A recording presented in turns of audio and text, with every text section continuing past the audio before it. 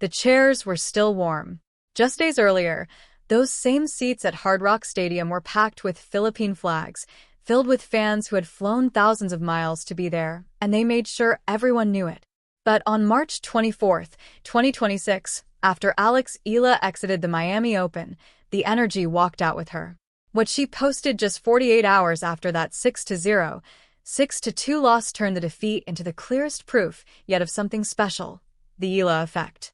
3 days before those stands went quiet, this tournament felt completely different. So let me ask you this right now. Is Eala already the biggest crowd draw in women's tennis? Or will that magic change once she starts playing as the favorite instead of the underdog? Drop your prediction in the comments. I really want to know what you think. Eala came into Miami as the defending semi-finalist, a seeded player with real expectations and a strong history at this event.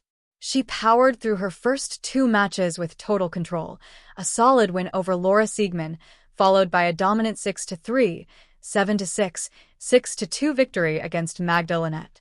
But those weren't just wins. The atmosphere around her matches was on another level. The stands weren't neutral. They felt alive, electric, and unmistakably Filipino. The noise, the flags, the energy, you could feel it from adjacent courts. It was something special. Then came the round of 16 against Karolina Muchova. The score was a tough 6-0, 6-2. Muchova was clinical, and Eala just couldn't find her rhythm. Her impressive run ended on that Tuesday afternoon. After she left, the tournament continued, but something had clearly changed.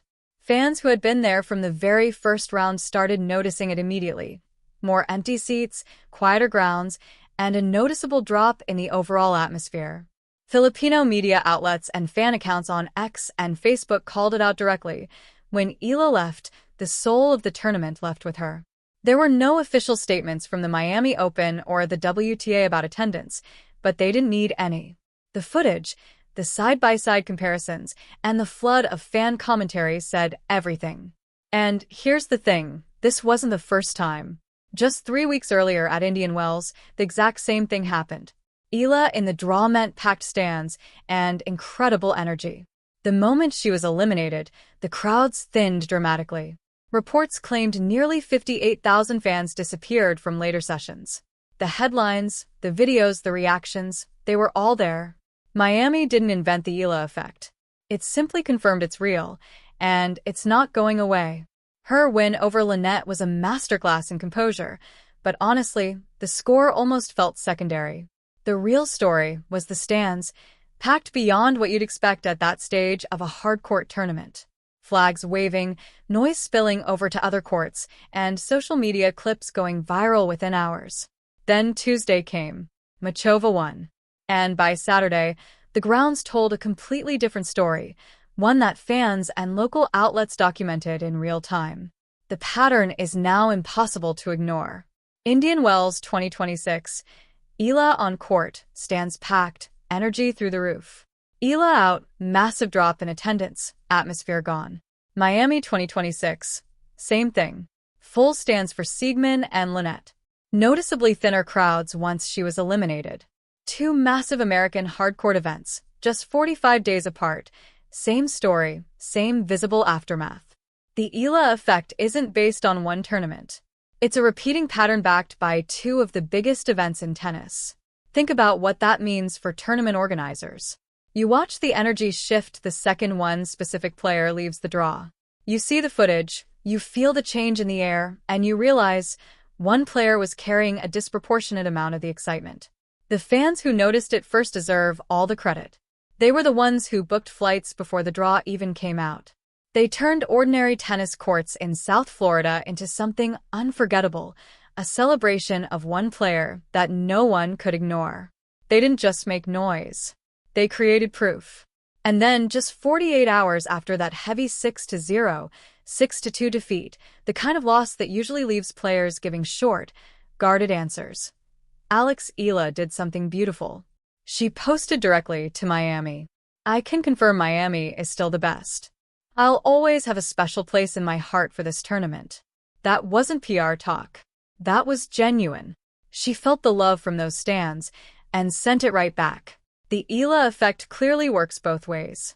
Paul Annacone, a legendary coach who worked with Pete Sampras during his prime and alongside Roger Federer's team, put it perfectly earlier this season. She's got a smile that lights up a room, and she does it with a lot of grace and humility. That's exactly what changes the temperature of an entire stadium. Fans don't fly across the world for good breakpoint stats. They come because they feel something real when she steps on the court. And when that presence is gone, the empty chairs say it all. What happened at Indian Wells and Miami sends a powerful message for the rest of the 2026 WTA calendar. A passionate, highly mobile Philippine fanbase has now proven they can genuinely transform the atmosphere at premier tournaments, not through marketing or subsidies, but through pure, authentic support for one rising star. The signs were there from the beginning. The empty seats in Miami were just confirmation. Now the real test begins. The European clay swing. Stuttgart, Madrid, and especially Roland Garros in late May are about to experience what the American hardcourts already learned. An Alex Eala entry doesn't just mean a seeded player anymore. It means a pre-sold, high-energy atmosphere that very few players on the WTA Tour can consistently deliver right now. The big question is, will the Eala effect hold up on the red clay, where the game changes and the physical demands are completely different? The next 4 months will give us the answer. It will either spread this phenomenon to 3 continents or show where the limits are. Either way, the story is already unfolding. 6-0, 6-2. Just 4 games across 2 sets against Machova. A clean, efficient defeat. In her post-match interview, Eala showed incredible maturity. "I'm still really happy about this week.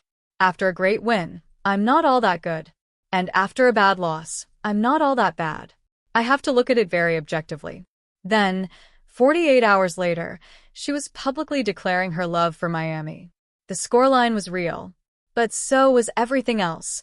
The packed stands, the waving flags, the electric atmosphere during her wins, and the visible drop once she was gone. This isn't the story of a player who just won some matches. This is the story of a force that 2 of the biggest tournaments felt, documented as much by her absence as by her presence. The Eala effect has been confirmed, not by official statements, but by raw footage, passionate fan coverage, and one heartfelt post from a player to a city that showed her love. The fans who filled those Florida stands before any ranking justified it, they weren't early. They were right. And those empty chairs proved exactly what they already knew about what Alex Eala brings to a stadium. So tell me in the comments, is Alex Eala already the biggest crowd draw in women's tennis right now? And how you think the Eala effect will play out at Roland Garros? This channel dives deep into the WTA stories that matter, especially the ones the mainstream tennis media often overlooks. If you love this kind of in-depth coverage of Alex Eala and the tennis world, make sure you hit subscribe and turn on notifications. The clay season is coming, and the next chapter of the story is already written. Stuttgart, Madrid, Roland Garros. I'll see you in the room when it happens.